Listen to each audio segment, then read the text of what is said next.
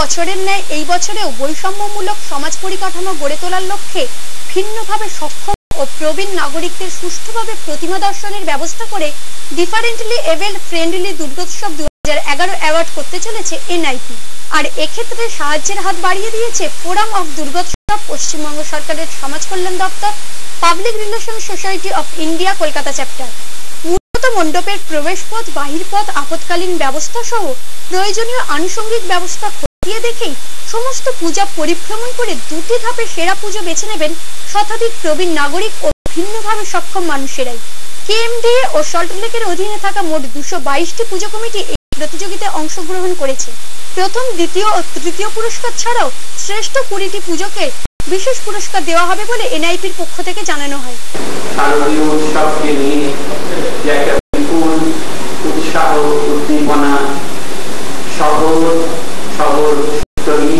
এবং গোটা পশ্চিমবঙ্গে হয়, তাতে এই যে অসংখ্য মানুষ যারা হয়তো তথাকথিত ডিসেবল, কারণ আমি ডিসেবল শব্দটা চট করে বলতে পারি না, আমরা কেউ কিন্তু সবাই সব দিক থেকে সম্পূর্ণ নই, আমাদের সকলেরই কিছু না কিছু অসুবিধে আছে, কিছু না কিছু বাধা আছে।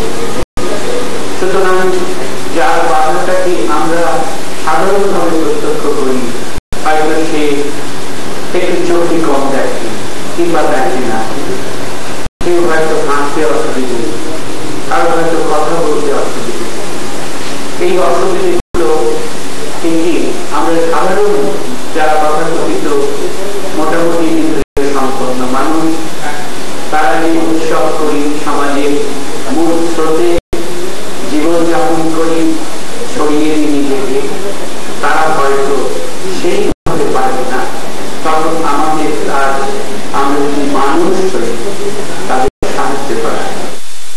শ্রেষ্ঠ নিউজে এখন সময় আরো একটা বিরতির সঙ্গে।